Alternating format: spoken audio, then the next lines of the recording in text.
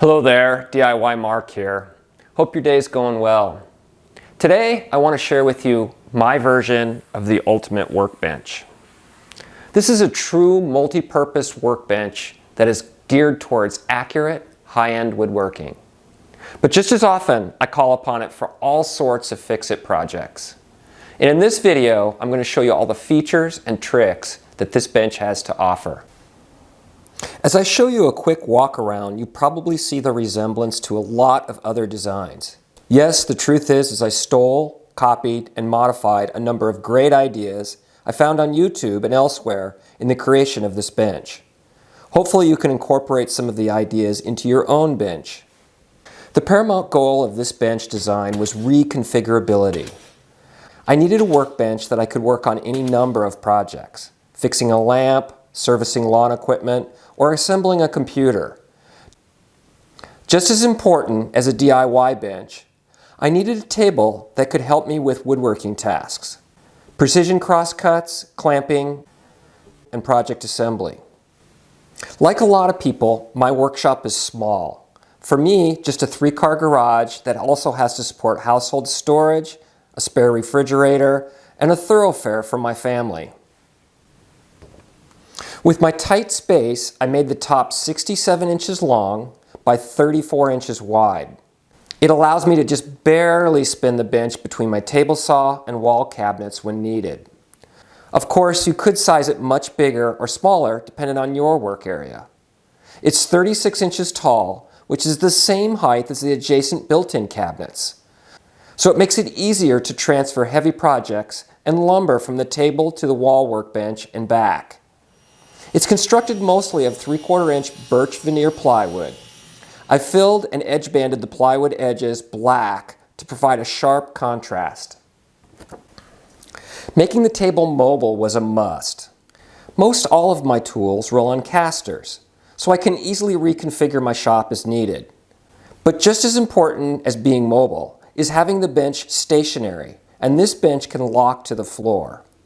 A lot of guys use locking casters to deal with this issue, and I have used them on a number of my big tools. But they really can be a pain.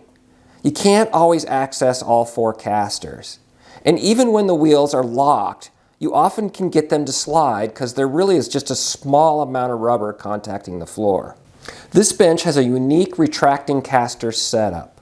It allows the legs to drop down fully and contact the floor for a rock-solid bench.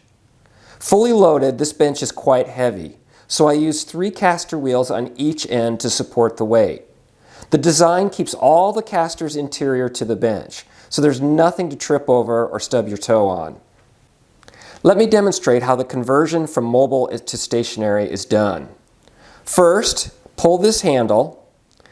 It tensions a rope across some pulleys and cocks the wheels. Then walk around to the end of the bench and pull down the paddle lever. Stepping on it raises the bench and the casters snap up into the bench and the bench drops down.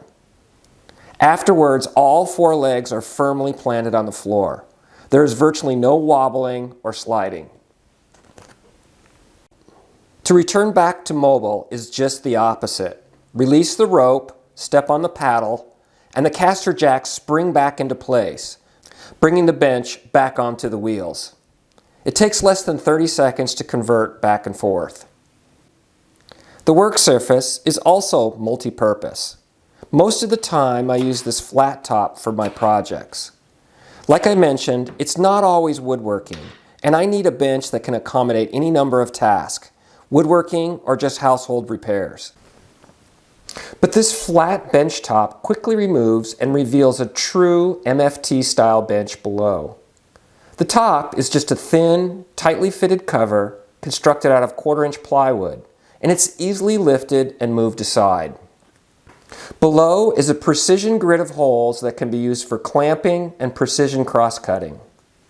You might see a resemblance to the Paulk workstation, and you'd be correct. I like the open torsion box design that Ron Paulk benches have, so I incorporated a similar design. It provides a strong, flat surface for the worktop, interior storage, as well as the ability to reach inside for bench dogs, or for retrieving parts that accidentally fall through the grid holes.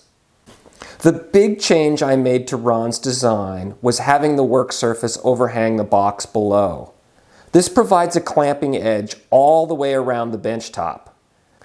This was an important feature for me because I often need to clamp something down quickly, whether using the MFT configuration or with the top cover installed. Having the edge overhang for clamping is very convenient, and it handles 80% of my clamping needs.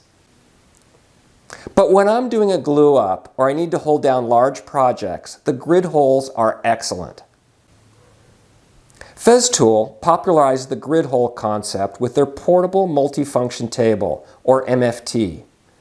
There are countless videos of people who have incorporated grid holes into their workbenches. This idea really works well, and it adds a huge amount of utility to your work surface, allowing you to access the middle of the table for clamping. It really is one of those things that once you try it, you'll wonder how you ever did without it. One change I made to the typical MFT style design is instead of using a sheet of MDF like Festool, I chose to use a melamine plywood. It gives you a slick surface that allows you to easily move things around, and wood glue has a hard time sticking to it. So you have less worry that when gluing up a project, that spill out is going to glue your project directly to the table.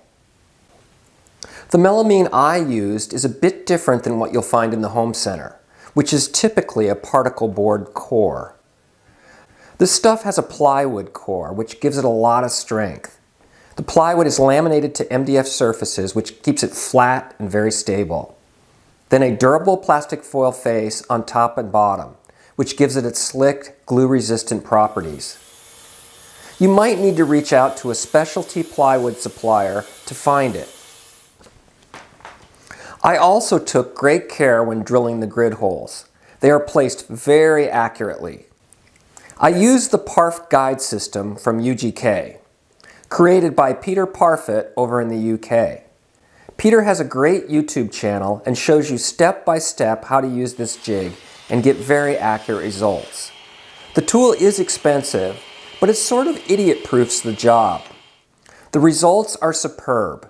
A highly accurate placement of 20mm holes on 96mm centers. The grid gives you the ability to use your track saw and get very precise cuts. After I completed the grid, I did nearly a dozen 5-cut tests, which is a series of cuts that allow you to quantify the squareness and accuracy of your cutting operations. This grid yields an average accuracy of about 0.08 of an inch deviation per foot, which is about 1/128th of an inch. Just Google 5-cut test and you'll see several videos on the topic if you're unfamiliar with the concept. You might have noticed the aluminum extrusions or tracks located on each side of the bench. They work in tandem with the grid holes. They allow you to insert clamps and facilitate vertical clamping operations for routing, holding a face frame square, holding a door, and the like. The horizontal members move up and down on the vertical tracks. This really gives you a broad range of clamping options and allows you to move them out of the way when not needed. I purchased these extrusions from 8020.net. They come in all different sizes and they have an amazing amount of accessories that allow you to create all sorts of things. They call themselves the Erector Set for Adults. Their catalog has over 900 pages. And yes, they still have printed catalogs, which is an absolute joy to go through for anyone that enjoys building stuff. The extrusions also allow you to slide on bench options such as these track guides. These guides, working in conjunction with a track saw, yield near table saw results, and often let me do things like very wide crosscuts that would be very difficult to achieve even on my table saw. The guide rail brackets are from a small company called Dashboard Portable Workshop. They make a portable MFT style workbench to help inspire some of the ideas behind my own bench design.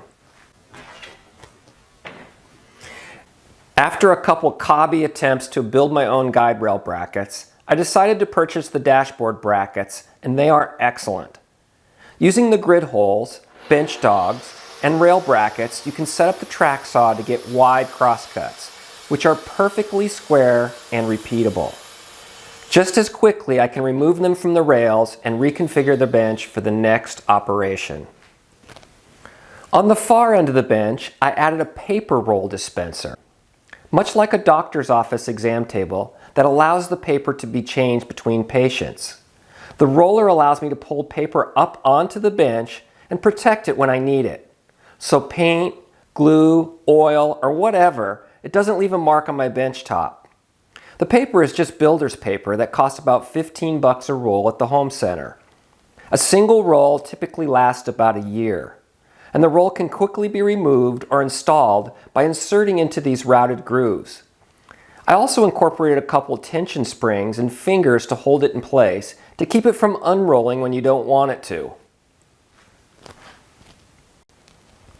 Below the paper dispenser is a storage rack for a couple rolls of waxed paper. This is the kind you would use in the kitchen that would allow cookies to slide off the baking sheet. I found that it works great under a large edge glue up, and it doesn't leave paper residue on your project. On the front face of the bench, I have 5 drawers that have been sized for things that I use the most in conjunction with the bench. The top drawer is the accessories like the dogs and the guide rail bracket. Below it is finishing cloths and gloves, because it seems I always remember that I need them after I open the paint can. The right tall drawer holds everything glue and tape. I put dividers to hold the glue bottle upright after a disaster I had on the last bench. There really is nothing much worse than having an open glue bottle tip over accidentally when closing the drawer. On the bottom, I put 2 extra long drawers for other quick to grab hand tools and some room for future storage. Time will tell what migrates here to fill this space. On the back side of the bench, I created this 2-sided cubby for storing all the benchtop clamps. And on the left-hand side is everything for finish sanding, which usually takes place on this bench. Another cool thing that makes the task of sanding a little bit easier is on the back side of the benchtop cover. Flip it over and it's a giant bench cookie. By adhering this rug underlayment foam to the back side, it acts as a non-slip container while sanding parts. Down on this end of the bench is a storage for a galvanized pipe that I use as a handle to raise the table. Usually the foot pedal with your own body weight is enough to raise the bench. But on more than one occasion I had a large heavy project on the bench, like a chest of drawers, and I needed to lock the casters down. The pipe fits in the handle and gives you great leverage when your body weight isn't quite enough.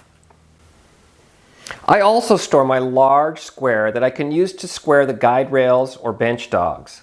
This one is from TSO Products, and it's spec'd to be 1/1000th of an inch for edge flatness and square.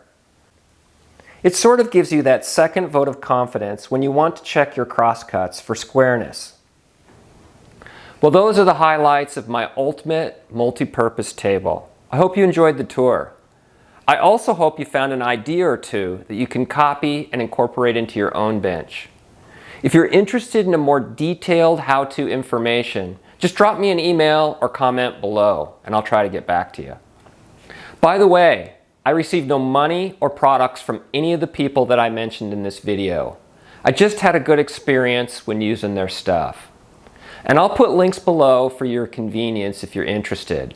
And again, I don't receive any benefit if you decide to use them. What you can do to help me is hit that thumbs up button. More importantly, leave a comment below. I'm always interested in hearing about other great ideas or how my design helped inspire an even better one. As always, I appreciate your time and thanks for watching.